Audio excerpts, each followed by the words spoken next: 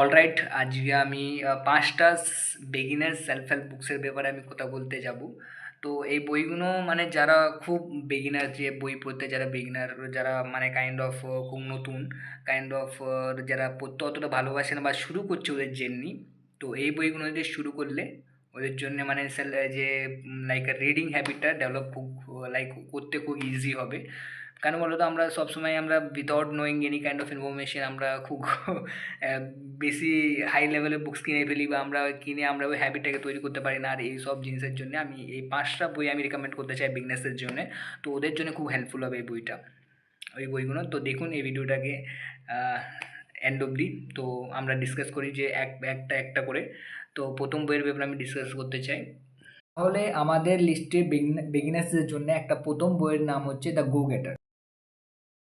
তো গো গেটার বইটা self help book.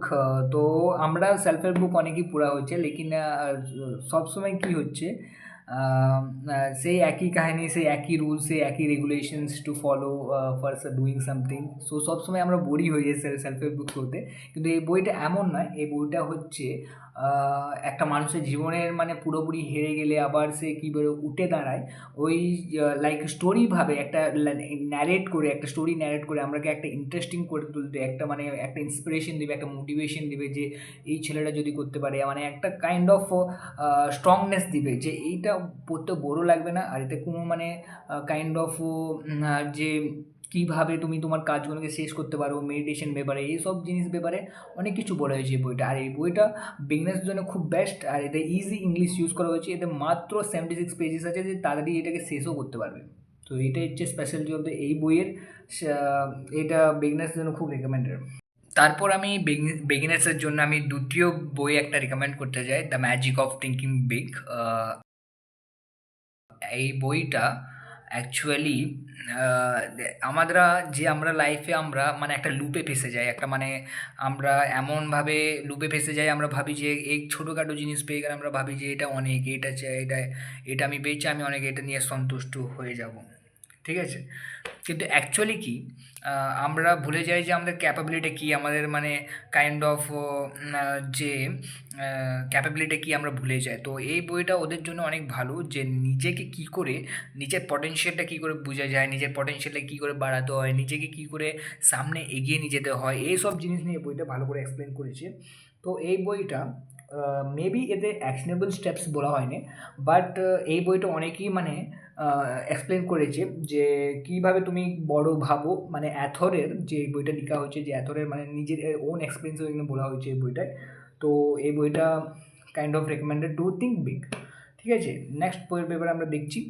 আমরা নেক্সট বইয়ের ব্যাপারে আমি কথা বলতে চাই। নেক্সট বইটার নাম হচ্ছে দ্য 4 এগ্রিমেন্টস। এই বইটা অ্যাকচুয়ালি আমরা যে সমাজে যে আমরা বাঁচি, সমাজে আমরা কী করে একটা রুলস সেট করে, একটা rules, the four main rules set করে আমরা কী করে এই লাইক লাইফটাকে আমরা কী করে এগিয়ে নিতে পারি। হ্যাঁ, কেন অনেক কী হয়, আমরা সবসময় পিপলসকে প্লিজিং করতে থাকি, প্লিজার, লাইক আমরা পিপলসকে না, যদি কেউ না হার্ট হয় আমাদের কথা শুনে বা আমাদের অ্যাকশনসে দেখে, কেউ না যদি আমাদের জন্যে কেউ যেন প্রবলেমেটিক ফেস করে। সো এইটার জন্যে এই বইটা অ্যাকচুয়ালি একটা খুব ভালো বই, যে আমরা কী করে একটা 4টে রুল সেট করে, যে কী করে টক্সিক পিপলকে আমরা ডিল করতে পারি, কী করে আমরা একটা আনপ্লেজেন্ট সিচুয়েশন থেকে কী করে আমরা ডিল করতে পারি, আমরা কী করে একটা চারদিকে মানুষের ডিল করতে পারি, এই সব জিনিস নিয়ে খুব কথা বলা হয়েছে। অ্যাকচুয়ালি এই বইটা হচ্ছে একটা সত্য জিনিসগুলো, সত্য ঘটনার ব্যাপারে, যে সমাজের সত্য ঘটনা যেগুলো হয়, সত্য জিনিসগুলো কী করা হয়, যে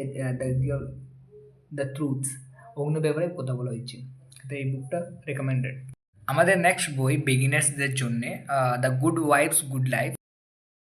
এই এই বুকটা আমি অ্যাকচুয়ালি তাদের জন্য রিকমেন্ড করতে চাই যারা একটু ইমোশনালি উইক, আর যারা একটু তারা ইমোশনালিকে স্ট্রংনেস করতে চায়। মেবি আমরা সামটাইমস কী করি, যে কোনো মানে কারণে আমরা কাইন্ড অফ আমরা খুব স্যাড হয়ে যাই, আমরা নিজের কাজের প্রতি আমরা ইন্টারেস্ট দেখাতে পারি না, আমরা আবার সেই কাইন্ড অফ আমাদের যে গোলগুলো থাকে, আমরা গোলগুলোর প্রতি আমরা ইন্টারেস্ট দেখাতে চাই না। তো তাদের জন্যে এই বইটা রিয়েলি হেল্পফুল। তো মানে এখানে জেনারেলি ইমোশনালের উপরে প্রচুর কনসেন্ট্রেটেড কী হচ্ছে, যে তোমার ইমোশনালের লাইক ডিপেন্ড করে তোমার কাজগুলো কী করে আগায়। তুমি তোমার ইমোশনালকে কন্ট্রোল করে তোমার কাজগুলোকে কী করে আগাতে পারবে। তুমি যদি ইমোশনালভাবে যদি উইক হয়ে থাকো, তোমার কাজগুলো যে উইক হয়ে যাবে। এইসব জিনিস নিয়ে এতে খুব ডিসকাস করা হয়েছে। আর এতেও some kind of journaling and meditation ব্যাপারে বলা হয়েছে। আর এটা কাইন্ড অফ আমিও মাঝে মাঝে যে ইমোশনালি খুব উইক হয়ে গেলে এই বইটা মাঝে মাঝে খুলে পড়ি। কেন এই বইটা সত্যিই যে ইমোশনালি কীভাবে স্ট্রং করতে হয় এই জিনিসটা খুব ভালোভাবে বলা হয়েছে। আর এটা বিগিনার্সের জন্য খুব ভালো রেকমেন্ডেড বুক। আর আমাদের লাস্ট বই যেটার ব্যাপারে আমি ডিসকাস করতে চাই, বইটার নাম হচ্ছে don't believe everything that you think. এই বইটা রিয়েলি কাইন্ড অফ অনেক এক্সপ্লেন করা হয়েছে যে কীভাবে তুমি একটা রাইট থিঙ্ক করতে পারো, আর কীভাবে কোন সিচুয়েশন তুমি যেটা ভাবো এটা কি ভুল না ঠিক তোমাকে একটা ডিসাইড করার জন্য টাইম নিতে বলবে। এসব জিনিস ব্যাপারে এতে কথা বলা হয়েছে। সো এই বুকটা রেকমেন্ড করা হচ্ছে বিগিনার্সের জন্য, খুব ভালো বুক। আর আমরা দেখি আমি আবার পরের বারে ইন্টারমিডিয়েটসের জন্য কিছু বুকস আমি লাইক ডিসকাস করব। তো এই 5টি বই সত্যি একটা ভালো, যারা বিগিনার্স লেভেলে পড়া হচ্ছে তাহলে যদি ট্রাই করুন। আমি আবার পরের ভিডিওতে আমি ফিরে আসবো, আবার ইন্টারমিডিয়েটস আর লাইক কাইন্ড অফ অ্যাডভান্সেড লোকের জন্য ওতে ডিসকাস করা হবে। কোনো অসুবিধা নেই।